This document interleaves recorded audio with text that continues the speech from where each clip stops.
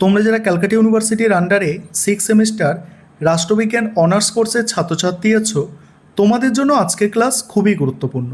আজকে তোমাদের DSCC 15 paper অর্থাৎ কম্পারেটিভ গভর্নমেন্ট অ্যান্ড পলিটিক্স এই পেপারের সাজেশান এবং মক টেস্টের প্রশ্নপত্র দেখে নাও। এবং তোমরা যারা ইংলিশ ভার্সনের স্টুডেন্ট তোমরাও দেখো, কারণ সাজেশান এবং মক টেস্টের প্রশ্নপত্র দুটো তোমরা ইংলিশেও পেয়ে যাবে বাংলার পাশাপাশি। দেখো 10 নম্বর এবং 20 নম্বরের মডিউল 1 থেকে যে প্রশ্নগুলো তোমরা তৈরি করবে দেখো, এবং এটা তোমাদের শেষ পেপার। এই পেপারের সিলেবাস অনেকটা বেশি এবং বেশি পড়তে হবে তোমাদের একটু। দেখো প্রথম প্রশ্ন কি আছে, তুলনামূলক রাজনীতির প্রকৃতি, পরিধি বা বিবর্তন আলোচনা করো। যে প্রশ্নগুলো স্টার দিয়ে চিহ্নিত করা আছে এই প্রশ্নগুলো কোনোভাবেই স্কিপ করবে না, এগুলো অতি অবশ্যই তোমাদের দেখতে হবে। দ্বিতীয় প্রশ্ন, স্যামুয়েল পি হান্টিংটনকে অনুসরণ করে উন্নয়ন ও গণতন্ত্রায়নের সম্পর্কে বিভিন্ন পর্যায়গুলি সমালোচনা সহ আলোচনা করো, বা গণতন্ত্রের ঢেউ এইভাবে প্রশ্নটা আসতে পারে। এবারে 3 নম্বর প্রশ্ন আছে, তুলনামূলক রাজনীতি চর্চায় ডেভিড ইস্টনের ব্যবস্থা জ্ঞাপক দৃষ্টিভঙ্গি আলোচনা করো। পরের প্রশ্ন, তুলনামূলক রাজনীতি চর্চায় অ্যালমন্ডের কাঠামো কার্যগত দৃষ্টিভঙ্গি আলোচনা করো। 5 নম্বর প্রশ্ন আছে, তুলনামূলক রাজনীতি পাঠে রাজনৈতিক অর্থনৈতিক দৃষ্টিভঙ্গি উদ্ভব ও বৈশিষ্ট্য আলোচনা করো। পরের প্রশ্ন দেখো, এখানে এই প্রথম 5টি প্রশ্ন সব থেকে গুরুত্বপূর্ণ। এছাড়া নয়া প্রাতিষ্ঠানিকতাবাদ এটা একটু দেখতে হবে, সাবেকি প্রাতিষ্ঠানিকতাবাদের সঙ্গে নয়া প্রাতিষ্ঠানিকতাবাদের কি পার্থক্য আছে, এবং এই যে প্রশ্নটি আছে এই প্রশ্নটা 10 নম্বরে আসার সম্ভাবনা অনেক বেশি। তুলনামূলক সরকার, তুলনামূলক রাজনীতির মধ্যে পার্থক্য।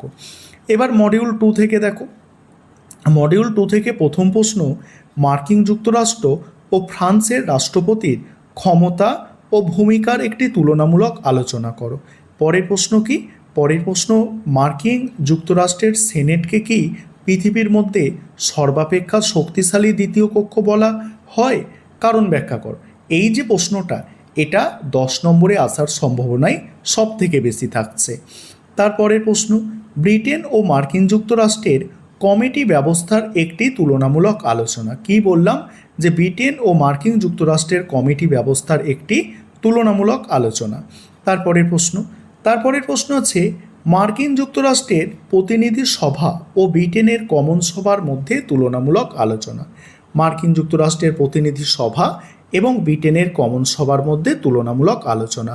এই প্রশ্নটা আবার ঘুরিয়ে আসতে পারে যে মার্কিন যুক্তরাষ্ট্রের আইনসভার নিম্নকক্ষ এবং ব্রিটেনের আইনসভার নিম্নকক্ষের মধ্যে তুলনামূলক আলোচনা কর, দিতেই পারে ঘুরিয়ে প্রশ্ন, তোমরা যেহেতু অনার্সের ছাত্রছাত্রী। তারপরের প্রশ্ন, রাশিয়া ও মার্কিন যুক্তরাষ্ট্রের রাষ্ট্রপতির ভূমিকার তুলনামূলক আলোচনা করো। পরের প্রশ্ন, মার্কিন যুক্তরাষ্ট্রের রাষ্ট্রপতির সঙ্গে গণপ্রজাতন্ত্রী চীনের রাষ্ট্রপতির ক্ষমতা ও কার্যাবলীর তুলনা করো। এবারে দেখো এখানে এক্সট্রা প্রশ্ন দেওয়া আছে, ব্রিটেন ও ফ্রান্সের আইনসভার গঠন ও কার্যাবলীর তুলনামূলক আলোচনা, এবং তারপরে আছে মার্কিন যুক্তরাষ্ট্রের যুক্তরাষ্ট্রীয় ব্যবস্থার বৈশিষ্ট্য, রাশিয়ার যুক্তরাষ্ট্রীয় ব্যবস্থার প্রকৃতি বৈশিষ্ট্য, এগুলো এক্সট্রা প্রশ্ন হিসাবে দিয়েছি। ঠিক আছে, এবার 5 নম্বরের প্রশ্ন দেখো, 5 নম্বরের প্রশ্ন মডিউল 1 থেকে, তুলনামূলক রাজনীতি পাঠে প্রাতিষ্ঠানিক দৃষ্টিভঙ্গির প্রধান বৈশিষ্ট্যগুলি সংক্ষেপে লেখো। পরের প্রশ্ন, তুলনামূলক শাসন ব্যবস্থা ও তুলনামূলক রাজনীতির পার্থক্য। তারপরে আছে, তুলনামূলক রাজনীতি চর্চায় কাঠামো কার্যগত দৃষ্টিভঙ্গির সীমাবদ্ধতাগুলি উল্লেখ করো। পরের প্রশ্ন আছে, কর্তৃত্ববাদী শাসন ব্যবস্থা বলতে কী বোঝো, এর বৈশিষ্ট্য লেখো। নেক্সট, তুলনামূলক রাজনীতি চর্চায় সাংস্কৃতিক দৃষ্টিভঙ্গির সম্পর্কে একটি টিকা লেখো। তারপরে হান্টিংটনের মতে গণতন্ত্রের তৃতীয় ঢেউ সম্পর্কে টিকা লেখো। এবার আছে তুলনামূলক রাজনীতির বিভিন্ন পর্যায়গুলি সংক্ষেপে লেখো। এখানেও কিন্তু যেগুলো স্টার দিয়ে চিহ্নিত করা আছে সেই প্রশ্নই সব থেকে বেশি গুরুত্বপূর্ণ। মডিউল 2, রাশিয়ার সংবিধানের যুক্তরাষ্ট্রীয় বৈশিষ্ট্য। তারপরে আছে মার্কিন যুক্তরাষ্ট্রের কমিটি ব্যবস্থার ওপর টিকা। নেক্সট আছে গণপ্রজাতন্ত্রী চীনের রাষ্ট্রপতির নির্বাচন পদ্ধতি ও কার্যকাল সম্পর্কে টিকা। তারপরে আছে এককেন্দ্রিক শাসন ব্যবস্থা বলতে কি বোঝো, তারপরে রাশিয়ার রাষ্ট্রপতির ক্ষমতা সংক্ষেপে আলোচনা করো, ফ্রান্সের পঞ্চম প্রজাতন্ত্রের সংবিধানের বৈশিষ্ট্য। এটা ছিল সাজেশান। এবারে তোমরা মক টেস্টের প্রশ্নপত্র অর্থাৎ মডেল প্রশ্নপত্র দেখো। এবারে তোমরা মডেল প্রশ্নপত্র অর্থাৎ মক টেস্টের প্রশ্নপত্রটা দেখে নাও।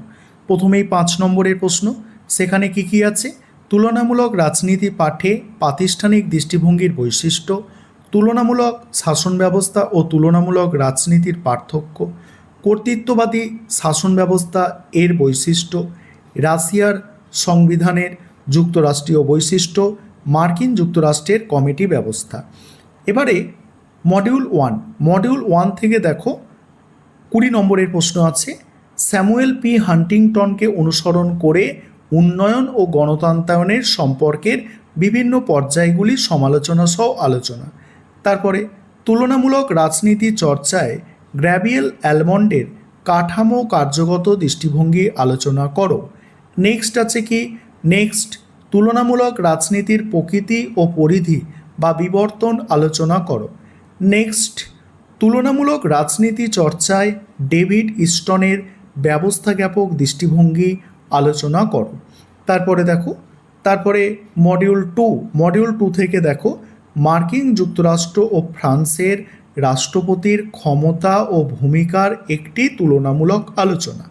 নেক্সট, মার্কিন যুক্তরাষ্ট্রের প্রতিনিধি সভা ও ব্রিটেনের কমন্স সভার মধ্যে তুলনামূলক আলোচনা করো।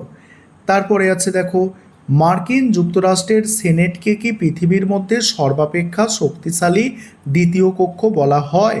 কারণ ব্যাখ্যা করো। নেক্সট, রাশিয়া ও মার্কিন যুক্তরাষ্ট্রের রাষ্ট্রপতির ভূমিকার তুলনামূলক আলোচনা। টোটাল মক টেস্টের প্রশ্ন হয়ে গেল। এবার তোমরা যারা ইংলিশ ভার্সনের স্টুডেন্ট আছো দেখো, আমি স্ক্রল করে যাচ্ছি, দেখতে পাচ্ছ তোমরা, আমি স্ক্রল করে যাচ্ছি, সম্পূর্ণটা তোমরা দেখে নাও। এই হচ্ছে তোমাদের সাজেশান এবং মক টেস্টের প্রশ্নপত্র।